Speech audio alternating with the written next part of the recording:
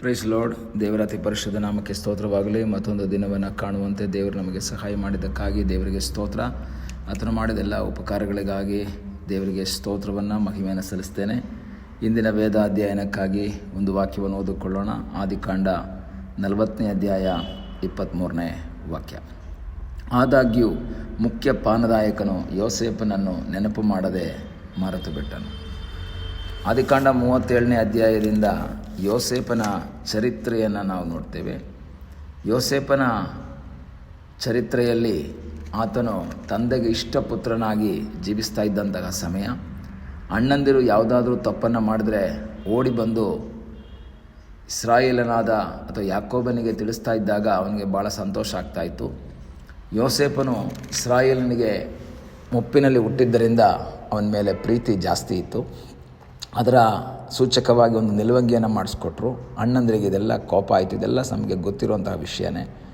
ಆದರೆ ಒಂದು ದಿವಸ ಅಣ್ಣಂದಿರ ಕ್ಷೇಮ ಸಮಾಚಾರವನ್ನು ತಿಳ್ಕೊಳ್ಳೋದಕ್ಕಾಗಿ ತಂದೆಯ ಮಾತಿಗೆ ವಿಧೇಯನಾಗಿ ಯೋಸೇಫನು ಆಹಾರವನ್ನು ತೆಗೆದುಕೊಂಡು ಸಹೋದರ ಬಳಿಗೆ ಹೋಗ್ತಾನೆ.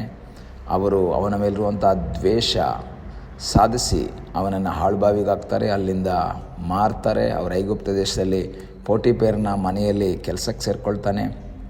ಅಲ್ಲಿ ಕೆಲಸ ಮಾಡ್ತಾ ಇರಬೇಕಾದ್ರೆ ಮಾಡದೇ ಇರುವಂತಹ ತಪ್ಪಿಗೆ ಅವನು ಸೆರೆಮನೆಯಲ್ಲಿ ಹಾಕಲ್ಪಡಬೇಕಾಯಿತು. ಸೆರೆಮನೆಯಲ್ಲಿ ಇರುವಂತಹ ಯೋಸೇಫನು ಹೆಚ್ಚು ಕಡಿಮೆ 10-12 ವರ್ಷಗಳ ಕಾಲ ಸೆರೆಮನೆಯಲ್ಲಿ ವಾಸ ಮಾಡಬೇಕಾಗಿ ಬಂತು. ಆದರೆ ಆ ಸೆರೆಮನೆಯಲ್ಲಿ ವಾಸ ಮಾಡಬೇಕಾದ್ರೆ ದೇವರ ವಾಕ್ಯ ಹೇಳ್ತದೆ, ನಾವು 39ನೇ ಅಧ್ಯಾಯದ 2, 21, 23 ವಾಕ್ಯಗಳು ಓದುವಾಗ ಗೊತ್ತಾಗುತ್ತೆ. ಯೆಹೋವನು ಯೋಸೇಫನ ಸಂಗಡ ಇದ್ದನು. ಸೆರೆಮನೆಯಲ್ಲಿರುವಾಗಲೂ ದೇವರು ಅವನ ಸಂಗಡ ಇದ್ದನೆಂಬುದಾಗಿ ವಾಕ್ಯ ಹೇಳ್ತದೆ. ಹಾಗೆ ಯೋಸೇಫನ ಸಂಗಡ ದೇವರಿದ್ದರಿಂದ ಅವನ ಜೀವಿತದಲ್ಲಿ ಅವನ ಆಶೀರ್ವಾದವನ್ನು ಹೊಂದಿಕೊಂಡು ಮುಂದೆ ಹೋಗ್ತಾ ಇದ್ದ. ಆ ಸಮಯದಲ್ಲಿ ನಮಗೆ ಗೊತ್ತು, ಯೋಸೇಫನು ಅರಸನ 2 ಉದ್ಯೋಗಸ್ಥರ ಕನಸಿನ ಅರ್ಥವನ್ನು ತಿಳಿಸ್ತಾನೆ. 40ನೇ ಅಧ್ಯಾಯದಲ್ಲಿ ಕನಸಿನ ಅರ್ಥವನ್ನು ತಿಳಿಸಿ ಆ ಕನಸಿನ ಅರ್ಥದ ಪ್ರಕಾರ ಪಾನದಾಯಕನಿಗೆ ಆಗತ್ತೆ. ಆ ಮುಖ್ಯ ಭಕ್ಷ್ಯಕಾರನು ಪ್ರಾಣವನ್ನು ಬಿಟ್ಬಿಡ್ತಾನೆ. ಹಾಗೆ ಆ ಹೋಗುವಂಥ ಸಮಯದಲ್ಲಿ ಆ ಪಾನದಾಯಕನಿಗೆ ಯೋಸೇಫ ಹೇಳ್ತಾನೆ, ದಯವಿಟ್ಟು ನೀವು ನನ್ನನ್ನು ನೆನಪಿಸ್ಕೊಳ್ಳಿ. ಯಾಕೆಂದರೆ ನಾನು ತಪ್ಪು ಮಾಡ್ದಲ್ಲಿ ಇಲ್ಲಿ ಬಂದು ಸಿಕ್ಕಾಕೊಂಡ್ಬಿಟ್ಟಿದ್ದೀನಿ. ನಾನು ಯಾವ ತಪ್ಪು ಮಾಡಿಲ್ಲ. ನನ್ನ ಸಹೋದರರು ಇಲ್ಲಿ ನನ್ನನ್ನು ಮಾರಿಬಿಟ್ಟಿದ್ದಾರೆ. ನನ್ನನ್ನು ರಕ್ಷಿಸಬೇಕು ಅಂತ ಹೇಳಿದಾಗ ಅವನು ಮಾತು ಕೊಡ್ತಾನೆ, ಖಂಡಿತ ನಾನು ನಿನ್ನನ್ನು ರಕ್ಷಿಸ್ತೇನೆ. ಆದರೆ ದೇವರ ವಾಕ್ಯ ಹೇಳ್ತದೆ, ಎಷ್ಟೆಲ್ಲ ಹೇಳಿದ್ರೂ ಸಹ ಪಾನದಾಯಕನು ತನ್ನ ಮನೆಗೆ ಹೋದ ನಂತರ ಯೋಸೇಫನನ್ನು ಮರ್ತೋಗ್ಬಿಡ್ತಾನೆ. ತನ್ನ ಪ್ರಾಣವನ್ನೇ ಆ ಕನಸಿನ ಮೂಲಕ ತನ್ನ ಪ್ರಾಣದ ಆ ಒಂದು ಕುರಿತಾಗಿ ಮಾತನಾಡಿದಂಥ ಯೋಸೇಫನ ಕುರಿತು ಅವನು ಮರ್ತೋಗ್ಬಿಟ್ಟ ಎಂಬುದಾಗಿ ವಾಕ್ಯ ಹೇಳ್ತದೆ. ಹೇಗೆ ಮರ್ತೋಗಕ್ಕೆ ಸಾಧ್ಯ? ತನ್ನ ಜೀವಿತದ ದೊಡ್ಡ ಒಂದು ಬದಲಾವಣೆ, ಒಂದು ಲೈಫ್ ಚೇಂಜಿಂಗ್ ಆದಂತಹ ಒಂದು ದರ್ಶನಕ್ಕೆ, ಒಂದು ಕನಸಿಗೆ ಅರ್ಥವನ್ನು ಕೊಟ್ಟಂತಹ ಯೋಸೇಫನನ್ನು ಹೇಗೆ ಮರ್ತ ಅಂತ ನಮ್ಗೆ ಒಂದು ಡೌಟ್ ಆಗಬಹುದು. ಆದರೆ ನನ್ನ ಅಭಿಪ್ರಾಯದಲ್ಲಿ ನಾನು ನೆಕ್ಸ್ಟ್ ಸಾರಿ ಇಮ್ಯಾಜಿನ್ ಮಾಡಿರೋದೇನು ಅಂದರೆ, ಬೆಳಗ್ಗೆ ಅವನು ಅರಮನೆಗೆ ಹೋಗಬೇಕಾದ್ರೆ ಅರಸನಿಗೆ ಹೇಳ್ಬಿಡೋಣ ಅಥವಾ ಈ ರೀತಿಯಲ್ಲಿ ಹೇಳೋಣ, ರೆಕಮೆಂಡ್ ಮಾಡೋಣ ಅಂತ ಮನೆಯಿಂದ ಹೊರಡ್ಬೋದು ಒಂದು ವೇಳೆ. ಆದರೆ ಅಲ್ಲಿಗೆ ಹೋಗಿದ ತಕ್ಷಣ, ಅರಮನೆಗೆ ಹೋಗಿದ ತಕ್ಷಣ ಅವನ ಮನಸ್ಸಿಂದ ಅದು ಮರ್ತೋಗ್ಬಿಡುತ್ತೆ. ಸಾಯಂಕಾಲ ಬರಬೇಕಾದ್ರೆ ದಾರಿಯಲ್ಲಿ ನಾನು ಹೇಳಲೇ ಇಲ್ವಲ್ಲ, ಓಕೆ ನಾಳೆ ಹೇಳೋಣ. ಡೈಲಿ ಅವನೇನು ಮಾಡ್ತಾಯಿದ್ದಾನೆ, ಪ್ರಯತ್ನ ಮಾಡ್ತಾಯಿದ್ದಾನೆ. ಹೀಗೆ 2 ವರ್ಷಗಳ ಕಾಲ ಹೇಳಲಿಲ್ಲ ಅಂತ 41ನೇ ಅಧ್ಯಾಯ 1ನೇ ವಾಕ್ಯ ಓದುವಾಗ ಫರೋನಿಗೆ ಕನಸು ಬೀಳೋದು 2 ವರ್ಷಗಳ ನಂತರ. 2 ವರ್ಷಗಳ ಕಾಲ ಇದನ್ನು ಹೇಳೋಕ್ಕಾಗಲಿಲ್ಲ. ಅವನು ಭಾಳ, ಒಂದು ವೇಳೆ ಯೋಸೇಫ ನಿರಾಶನಾಗಿರ್ಬೋದು. ಅಲ್ಲಿ ಯಾರಾದರೂ ಸೆರೆಮನೆಗೆ ನೋಡೋದಕ್ಕೆ ಬಂದಾಗ ಇವನು ನೆನೆಸ್ಕೊಂಡಿರ್ಬೋದು, ಯೋಸೇಫರನ್ನು ಕರೀರಿ ಅಂತ ಹೇಳ್ತಾರೆ. ಆದರೆ ಯಾರು ಇವರನ್ನು ಮಾತಾಡೋಕ್ಕೆ ಬರ್ತಾಯಿಲ್ಲ. ಎಲ್ಲರಿಗೂ ವಿಸಿಟರ್ಸ್ ಇದ್ದಾರೆ. ಯೋಸೇಫನನ್ನು ವಿಸಿಟ್ ಮಾಡೋಕ್ಕೆ ಯಾರೂ ಬರ್ತಾ ಇಲ್ಲ. ಯೋಸೇಫ ಎಂಬ ಹೆಸರನ್ನು ಕರೀತಾರೆ, ಜೋಸೆಫ್ ಅಂತ ಕರೀತಾರೆ ಅಂತ ಕಾಯ್ತಾ ಇದ್ದಾನೆ. ಒಂದು ವೇಳೆ ಇವನ ಒಂದು ನಿರೀಕ್ಷೆ, ಪಾನದಾಯಕನು ಹೋಗಿ ಹೇಳ್ತಾನೆ, ಬಂದು ನನ್ನನ್ನು ಕರೀತಾರೆ, ನಾನು ನನ್ನ ವಿಷಯ ಹೇಳ್ತೀನಿ, ನನಗೆ ಬಿಡುಗಡೆ ಮಾಡ್ತಾರೆ. ಈಸ್ ಎಕ್ಸ್ಪೆಕ್ಟಿಂಗ್, ನಿರೀಕ್ಷೆಯಿಂದ ಕಾಯ್ತಾ ಇದ್ದಾನೆ. ಆದರೆ ಯಾರು ಜೋಸಫ್ ಅಂತ ಬಂದು ಕರೀಲೇ ಇಲ್ಲ. ಯಾರೂ ಅವನಿಗೆ ಒಂದು ಒಳ್ಳೆ ಮಾತನ್ನು ಹೇಳುವುದಕ್ಕಿಲ್ಲ. ಅವನು ಭಾಳ ನಿರಾಶನಾದ.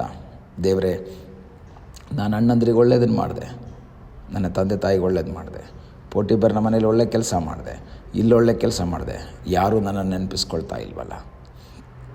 ಎಲ್ಲರೂ ನನ್ನಿಂದ ದೂರ ಆದ್ರಲ್ಲ. ನಿರಾಶೆಯ ಅನುಭವಗಳು. ಆದರೆ ಈ ಪಾನದಾಯಕನನ್ನು ಮರೆತು ಬಿಟ್ಟಿದ್ದು ದೇವರ ಚಿತ್ತವಾಗಿತ್ತು. ಒಂದು ವೇಳೆ ಅವನೇನನ್ನು ನೆನಪು ಮಾಡ್ಕೊಂಡಿದ್ದರೆ ಅವನನ್ನು ಹೇಳಿ ಒಂದು ವೇಳೆ ಇವನ ಅಸಿಸ್ಟೆಂಟಾಗಿ ದ್ರಾಕ್ಷಿ ಹಣ್ಣನ್ನು ಕಿವುಚೋದಕ್ಕೋ ಜ್ಯೂಸ್ ಮಾಡೋದಕ್ಕೋ ಹೆಲ್ಪರಾಗಿ ತಗೊಳ್ತಿದ್ದ. ಆದರೆ ದೇವರು ಅವನನ್ನು ಅಲ್ಲಿ ಪಾನದಾಯಕನ ಹೆಲ್ಪರಾಗಿ ಮಾಡುವುದಕ್ಕಾಗಿ ಅಲ್ಲಲ್ಲೇ ಕರ್ಕೊಂಡೋಗಿರೋದು, ಅವನನ್ನು ಮಂತ್ರಿ ಮಾಡುವುದಕ್ಕಾಗಿ. ಇಂದು ನಿನ್ನನ್ನು ಅನೇಕರು ಮರೆತು ಬಿಡುವಾಗ, ಮರೆಯೋದಿಲ್ಲ ಅಂತ ಪ್ರಾಮಿಸ್ ಮಾಡಿದವರು ಮರೆತು ಬಿಡುವಾಗ ನಿರಾಶೆ ಪಡಬೇಡ. ದೇವರಿಗೊಂದು ಉದ್ದೇಶ ಇದೆ. ದೇವರ ತಕ್ಕ ಸಮಯದಲ್ಲಿ ನಿನಗಾಗಿ ಅದ್ಭುತವನ್ನು ಮಾಡ್ತಾನೆ. ಮರೆತಂತಹ ವ್ಯಕ್ತಿಯ ಮುಂದೆಯೇ ತಲೆ ಎತ್ತಿ ನಿಲ್ಲುವ ಹಾಗೆ ಮಾಡುವ ಸರ್ವಶಕ್ತನಾದೊಬ್ಬ ದೇವರಿದ್ದಾನೆ. ಇಂದು ಮರೆತಂತಹ ವ್ಯಕ್ತಿಗಳನ್ನ ನಡಿ ನಿರಾಶೆ ಪಡಬೇಡ. ನಾನಿಷ್ಟೆಲ್ಲ ಉಪಕಾರ ಮಾಡಿದ್ನಲ್ವ, ನಾನಿಷ್ಟೆಲ್ಲ ಒಳ್ಳೇದು ಮಾಡಿದ್ನಲ್ಲ, ಅವ್ರು ನನಗೆ ದ್ರೋಹ ಮಾಡಿದ್ರು ಎಂಬ ನಿರಾಶೆ ಮಾತು ಹೇಳ್ಬೇಡ. ನಿರೀಕ್ಷೆಯ ಮಾತಿನೊಂದಿಗೆ ಕಾಯ್ತಾ ಇರು. ನಿನಗಾಗಿ ಒಂದು ದಿವಸ ಬರ್ತದೆ. ನಿನಗೋಸ್ಕರವಾಗಿ, ಯೋಸೇಫನಿಗೋಸ್ಕರವಾಗಿ ಫರೋವನಿಗೆ ದೇವರು ಕನಸು ಕೊಟ್ಟಿದ್ರೆ, ನಿನಗಾಗಿ ದೇವರು ಕೆಲವು ವ್ಯಕ್ತಿಗಳೊಂದಿಗೆ ಮಾತನಾಡಿ ಅದ್ಭುತವನ್ನು ಮಾಡ್ತಾನೆ. ನಂಬಿಕೆಯಿಂದ ಆತನ ಮುಖವನ್ನು ನೋಡು. ಕಣ್ಣುಗಳನ್ನ ಮುಚ್ಚೋಣ, ಪ್ರಾರ್ಥನೆ ಮಾಡೋಣ. ನಮ್ಮನ್ನು ಬಹಳವಾಗಿ ಪ್ರೀತಿ ಮಾಡುವ ಪರಲೋಕದ ತಂದೆಯಾದ ದೇವರೇ, ಮತ್ತೊಂದು ಆವರ್ತಿ ನಿನ್ನ ಸನ್ನಿಧಾನದಲ್ಲಿ ನಾವು ಬಂದಿದ್ದೇವೆ. ತಲೆಬಾಗಿರುವಂಥ ನಿನ್ನ ಮಕ್ಕಳನ್ನ ಆಶೀರ್ವಾದ ಮಾಡಪ್ಪ. ಎಲ್ಲರೂ ಮರೆತು ಬಿಟ್ಟರು, ಯಾರೂ ನನಗಿಲ್ಲ ಎಂಬುದಾಗಿ ನಿರಾಶೆಯಿಂದ ಯಾರಾದರೂ ಕೇಳ್ತಾ ಇದ್ದರೆ, ಅಪ್ಪ ನೀನು ತಕ್ಕ ಸಮಯದಲ್ಲಿ ನಿನ್ನ ಮಕ್ಕಳಿಗಾಗಿ ಅದ್ಭುತವನ್ನು ಮಾಡುವಂಥ ದೇವರಾಗಿದ್ದಿ ಎಂಬ ನಂಬಿಕೆಯಿಂದ ಮುಂದೆ ಸಾಗುವಂತೆ ಸಹಾಯ ಮಾಡು. ಪಾನದಾಯಕನು ಮರೆತರೂ ಸಹ ದೇವರೇ ನೀನು ಯೋಸೇಫನನ್ನು ಮರೆಯಲಿಲ್ಲ, ಅದಕ್ಕಾಗಿ ಸ್ತೋತ್ರ. ಸರಿಯಾದ ಸಮಯದಲ್ಲಿ ಆ ವ್ಯಕ್ತಿಯನ್ನು ದೇವರೇ ಯೋಸೇಫನನ್ನು ಉನ್ನತಕ್ಕೆ ತಂದಂತಹ ದೇವರು ಈ ಮಕ್ಕಳನ್ನು ಆಶೀರ್ವದಿಸು.